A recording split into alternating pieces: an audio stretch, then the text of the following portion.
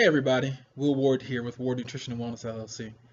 I was at the hospital the other day and I was talking to one of my coworkers and she was saying that some of the doctors heavily advise against fruit and fructose for their bariatric patients. So fructose is the sugar that's in fruit. And I'd never heard of anything like this before, but they believed, and there are well-known doctors that have written books on fruit making people fat and fructose being used to to turn on the enzymes in your liver that store fat easier. So I kind of dug into this a little bit, and I found an article on WebMD from 2008 that was talking about a study that was done where they gave people either 100% glucose, 25% and 75% glucose and fructose, or half and half of both, and 65 grams of it first thing in the morning. They drink all of it at once.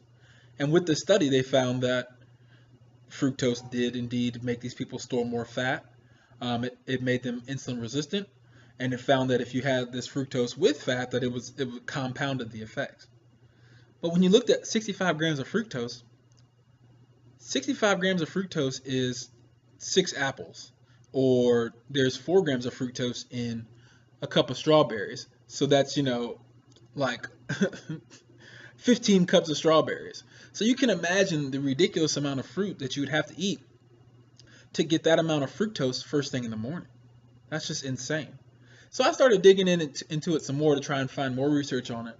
And I found quite a few other studies that looked at the intake of fruit as their main source of carbohydrates.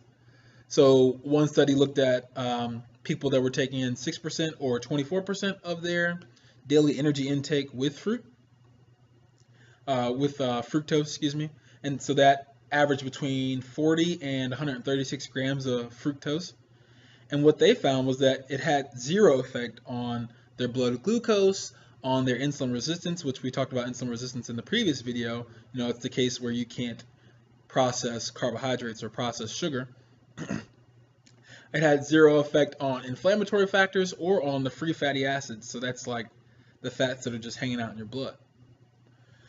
So what we came to really find was that fructose really doesn't have such a ridiculous effect on your body and your blood sugar and that sort of thing.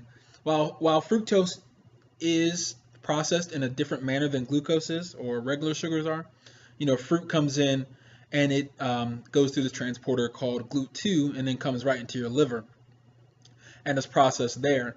And about anywhere from 30 to 50% of that is actually turned into glucose. So it's turned into regular sugar, regular carbohydrates. Whereas glucose, it's in your body and it basically goes straight to your muscles and to your fat cells, depending on your fasted or fed state and that sort of thing. So when we were looking at fructose, and I've looked at quite a few studies now that were trying to figure out an exact number, whereas you could find the amount of fructose that you're getting per your body weight. So in dietetics, we talk about per kgs a lot. Everything is either 0.8 grams per kg or 2 grams per kg rather than pounds in the US. And they found that, studies were feeding people like 3 grams of fructose per kg. So for example, I'm 208 pounds, so I'm like 96 kgs. So 3 grams of fructose per kg, 96 kgs, that's almost 300 grams of fructose. And if we go back to our apple analogy, where you have 11 grams of fructose per apple, I mean, that's almost 30 apples per day. Like, that's ridiculous. The fact that people are using this in studies and saying, oh yeah, this is what's going to cause you to become fat. So what we found in the studies was that we found that anywhere from anywhere less than 150 grams of fructose per day isn't going to have a detrimental effect on your insulin resistance, on your fat production, and on your general health.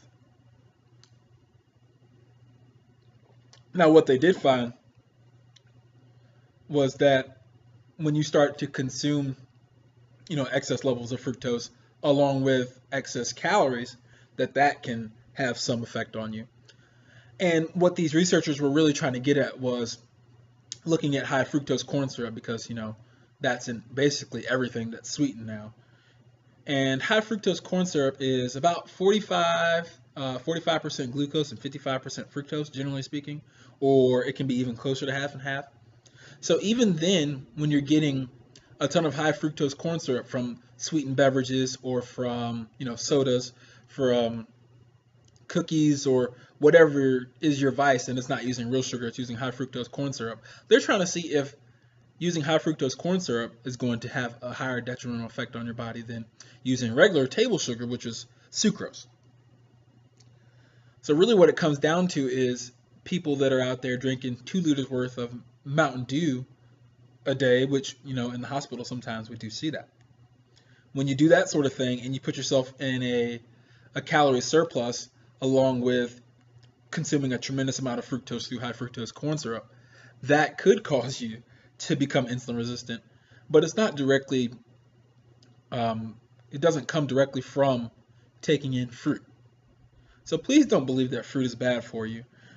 Fruit has a lot of beneficial nutrients, outside of the basic things like vitamin C. It has fiber, it has antioxidants, it has a lot of different things that are beneficial to you. And having some fruit each day, 3 to 4 servings per se, so a couple apples or a couple bananas, that sort of thing, it's really not going to hurt you, and it's going to benefit you a lot more than it's going to hurt, than it's going to make you fat. So anyways, guys, I'm about to get out of here. I'm headed to the gym. I'll see you all later. Bye-bye.